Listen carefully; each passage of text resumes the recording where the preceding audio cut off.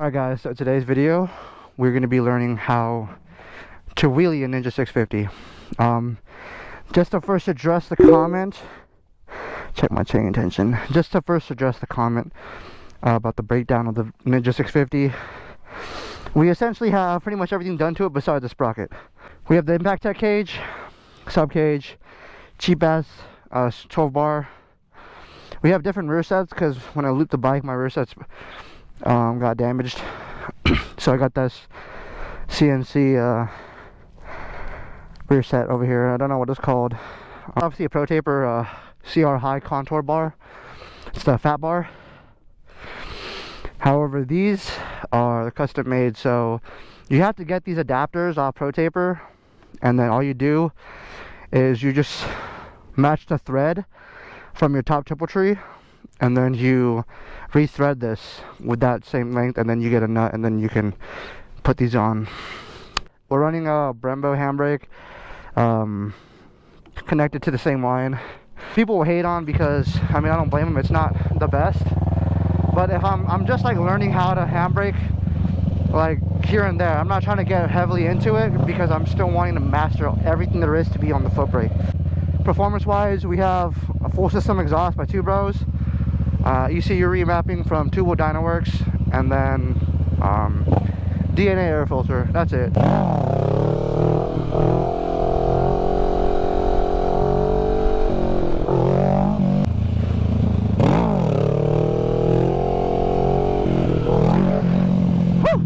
Got a little scared right there, and I ain't gonna lie.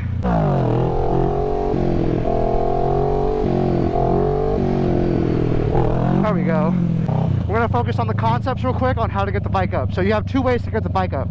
You have your power wheelie, which everyone literally does at the start because they don't know how to fucking wheelie. They'll get on the throttle, they'll get off the throttle, and they'll just open the throttle wide open. That's like a really dangerous way to learn how to wheelie. You know, because it's super unstable. You don't know how to use foot brake yet. But if you want to learn how to power wheelie, you get on the throttle, you get off the throttle, and you give it the beans. I hate it. It's like over-revving the piss out of your bike. Absolutely hate it. Don't fucking learn that. Now, what I recommend using that tip for on power wheeling is maybe like learn just like the feeling of how the front wheel feels like when it's coming off the ground. So you can do it to get the bike kind of up, like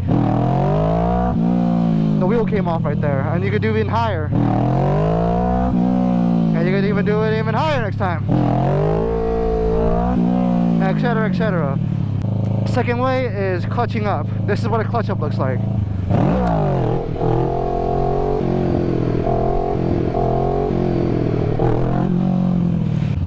So with clutching up, you're gonna clutch in, you're gonna rev the piss out of the bike, and then you're going to dump the clutch, and it's all gonna happen simultaneously, one after another.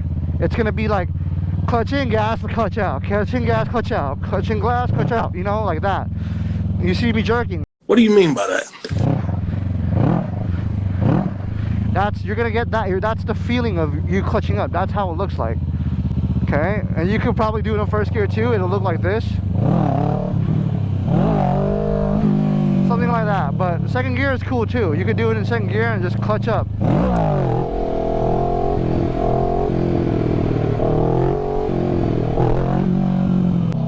Recap: clutch in, rev it, clutch out, clutch in, rev it, clutch out, clutch, rev it, clutch out, like that.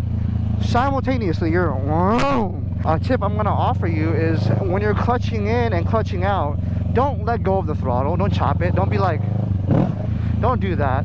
You need to stay consistent on that throttle. That throttle needs to be opened up, especially for this bike. Some bikes you can just be like, oh, and then you're already at balance point. This bike, you need to give it the beans. I'm not even gonna lie. I'm gonna pop it up, and you're gonna see me staying on the throttle.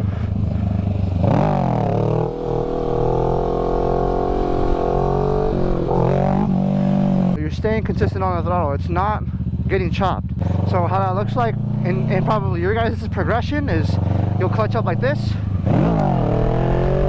chase it out, then you'll come back and again and do it again, and it'll be higher this time, so on and so forth.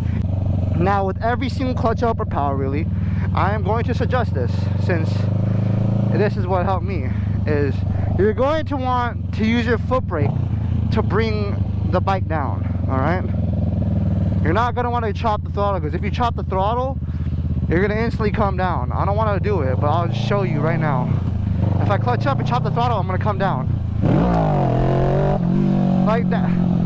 Use the brake to bring you down. You don't need to chop the throttle. Just get in the habit of clutching up and using the brake.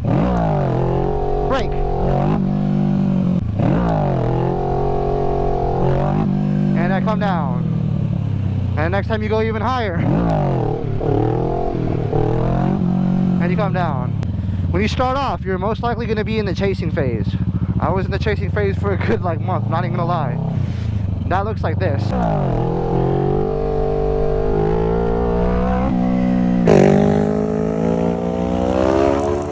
You just want to keep the wheel up. Well, that's cool, whatever. Don't chop the throttle. When you're coming close to the end of your RPM band, just hit the brake. But after chasing comes balance point. You're going to be in balance point. So this is what balance point looks like.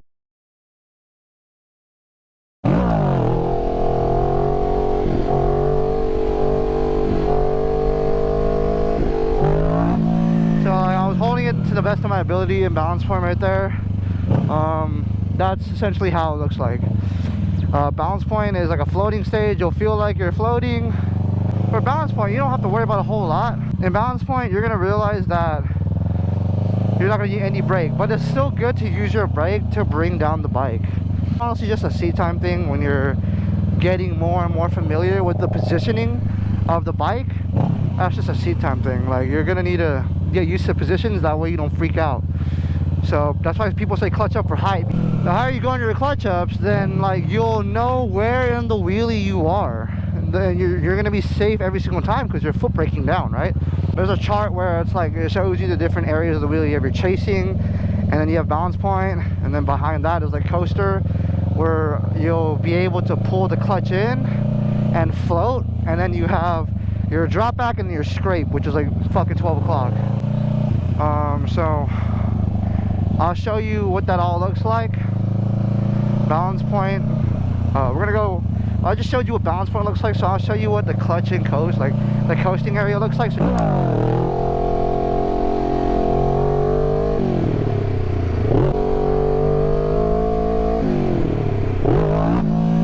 after coasting is your drop back. So what that looks like, it sounds like, is like this.